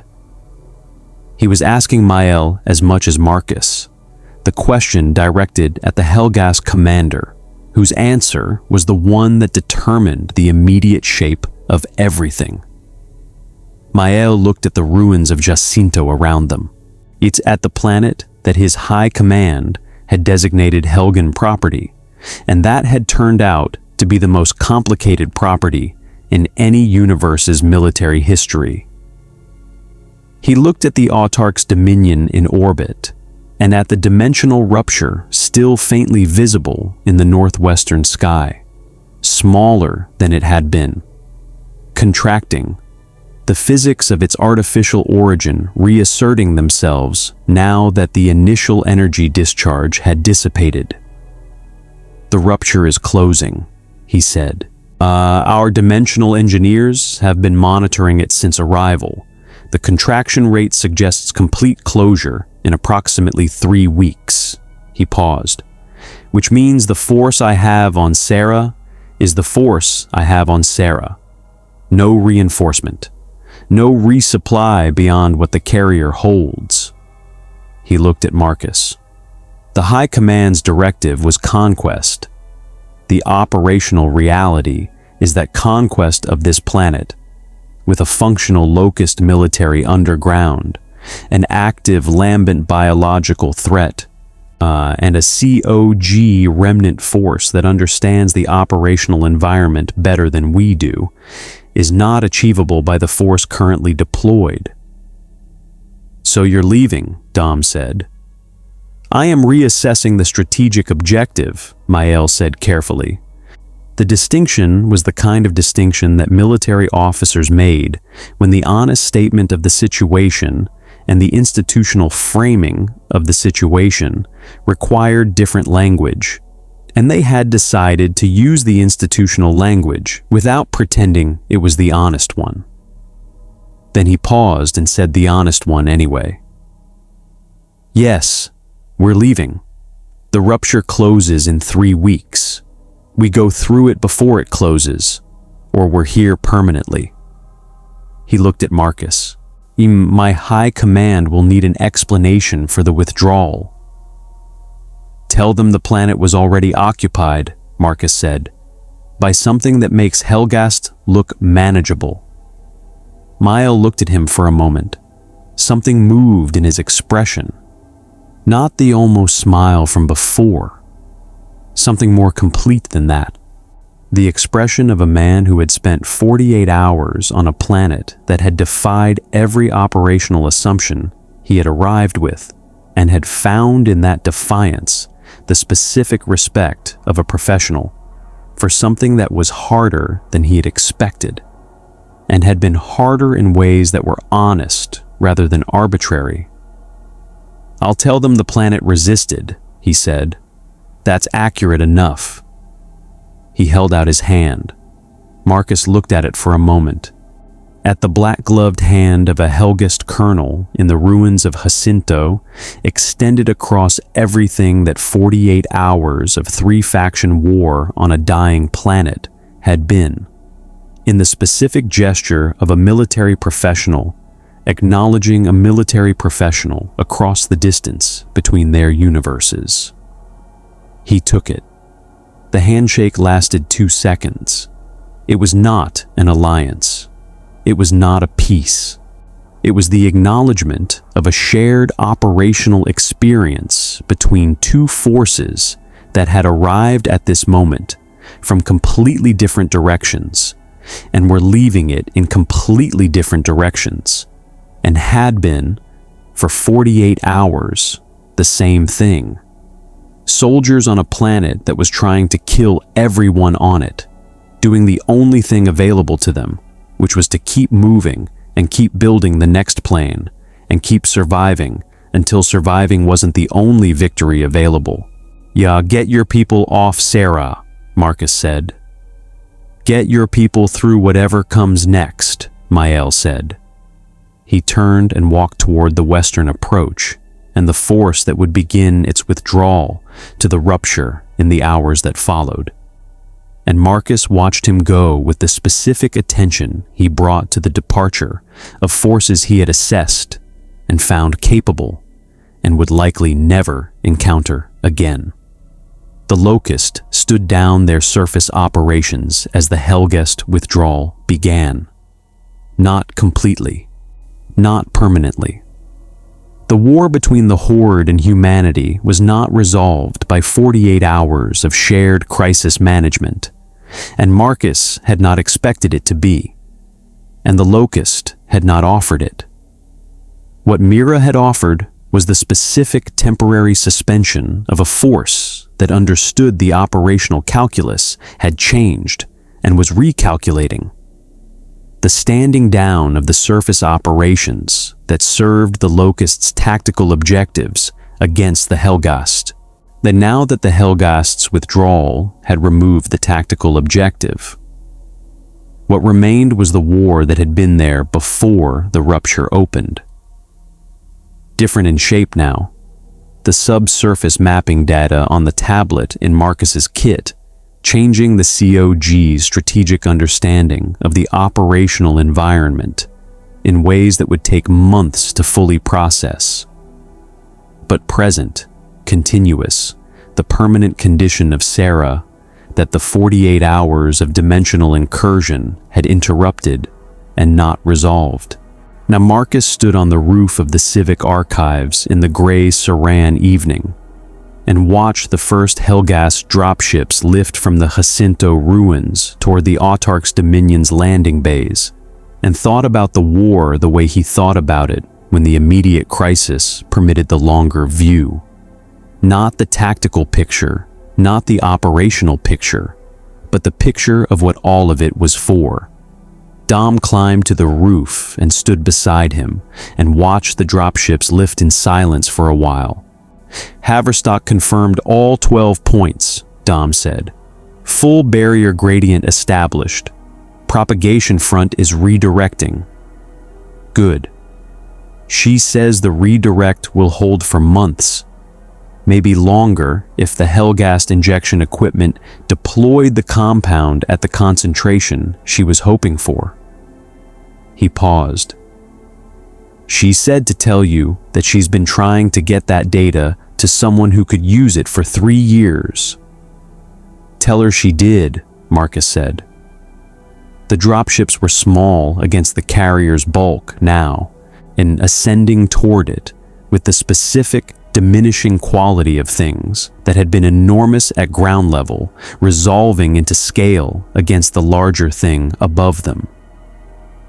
The carrier itself would go in the coming days, back through the rupture, back to whatever the Helghast universe held for a force that had attempted a conquest and had returned with a withdrawal, and a record of 48 hours that would be classified and archived and studied by people who would try to understand what had happened on Sera, and would understand part of it, and miss the part that could only be understood from the ground. Cole came up through the roof access. "Coggy Command wants the sitrep." "They always want the sitrep," Marcus said. What do I tell them?" Marcus looked at the lifting dropships, at the carrier, at the rupture faintly visible in the northwestern sky, contracting toward its eventual closure, the dimensional wound that the Helghast experiment had opened, healing itself with the patient physics of a universe reasserting its own geometry. "Tell them the Helghast are withdrawing," he said. "Tell them the lambent propagation front in the eastern sectors has been redirected, and we have 3 months minimum before it needs addressing again. Tell them we have a complete subsurface map of the tunnel network." He paused. "Tell them Sera is still here." "And Mira," Cole said. Marcus looked at the tunnel emergence point at the transit hub's eastern edge. Saw 3 blocks away and not visible from the rooftop, but present in his awareness, the way things were present when you had been paying attention to them long enough. "Tell them the Locust are still underground," he said. "Same as always." Cole went back down to transmit the sitrep. Dom stayed on the roof. They watched the dropships ascend until they were absorbed into the carrier's landing bay architecture, and the carrier's profile was unchanged by their presence. The way Sera's sky was unchanged by what had happened in the 48 hours beneath it. The same gray, ash-filtered light, the same burned horizon, the same permanent residue of a war that had been going on for so long that its continuation was the background condition of everything. "Marcus," Dom said. "Yeah." Was it worth it? Marcus thought about the question, about the 48 hours and what they had produced. The lambent redirect, the subsurface map, the shelter's 237 survivors still alive, the specific chain of decisions and costs and improvisations that had run from the first Helghast dropship hitting Jacinto's ruins, to the handshake in the transit hub, to the 19 hours underground, and the barrier compounds in the geology below them, doing the slow chemical work of keeping Sera's surface intact for another few months. "Ask me in 3 months," he said. Dom looked at him. "When the redirect holds," Marcus said. "Yeah, when the map has been turned into something COG can use. When those 237 people in the shelter are still alive, and we've moved them somewhere better, because we finally know the underground well enough to find somewhere better." He paused. "Ask me then." Dom nodded. Not because it was a satisfying answer, because it was the true one. The carrier began its slow orbital repositioning toward the rupture. The massive deliberate movement of a vessel that had arrived declaring ownership of a planet and was leaving with a withdrawal framed as strategic reassessment, moving through Sera's sky with the same enormous presence it had arrived with, and the different weight of a force that had encountered something harder than it had planned for and had survived the encounter. Below the carrier, below the gray sky and the ash-filtered light and the ruins of Jacinto, Sera continued its work. The slow chemical gradient of the barrier compounds in the eastern sector geology, redirecting the emulsion flow with the patient biology of organisms responding to their environment. The tunnel network running beneath everything, mapped now in the tablet in Marcus's kit in more detail than the COG had ever had, holding the weight of the surface it supported, the way it had always held it, invisibly, yet continuously, the foundational infrastructure of a world that had been trying to destroy itself and had not yet finished, and had not yet been finished by the things trying to destroy it. 3 factions had met on Sera, and none of them had won. All of them had survived. On Sera, in the 48th year of the Locust War, and the second day after the Helghast withdrew, and the first day of whatever came next, that was the only victory available. It was enough. It had to be. The dimensional rupture closed on the 19th day. No ceremony, no final transmission from the Autarch's dominion as it passed through. The rupture simply contracted to a point and was gone, leaving the Seran sky the way the Seran sky had been before it opened. Gray, ash-filtered, the permanent residue of a war that was still running beneath it and would keep running regardless of what had come through the sky and left again. The Helghast took their dead and their data and a 48-hour operational record that the High Command would classify and study and argue about for years. They took the knowledge that there were other universes accessible through dimensional mechanics, which would have implications for their civilization that extended far beyond the failed Sera conquest. They took the specific operational experience of a force that had gone to a planet expecting to conquer it and had found that the planet was already in the process of being consumed by something that didn't care about conquest. Mael filed his after-action report. It was honest, which made it unusual. It described the operational environment accurately, which made it classified. It recommended that any future dimensional expedition include xenobiological threat assessment protocols and geological survey capability integrated into the initial deployment package rather than developed reactively under fire. It did not recommend returning to Sera. The Locust resumed surface operations 8 days after the Helghast withdrawal, because the war between the Horde and humanity was the war that existed independent of anything that had come through the rupture, and would exist independent of anything else until one side or the other was finished.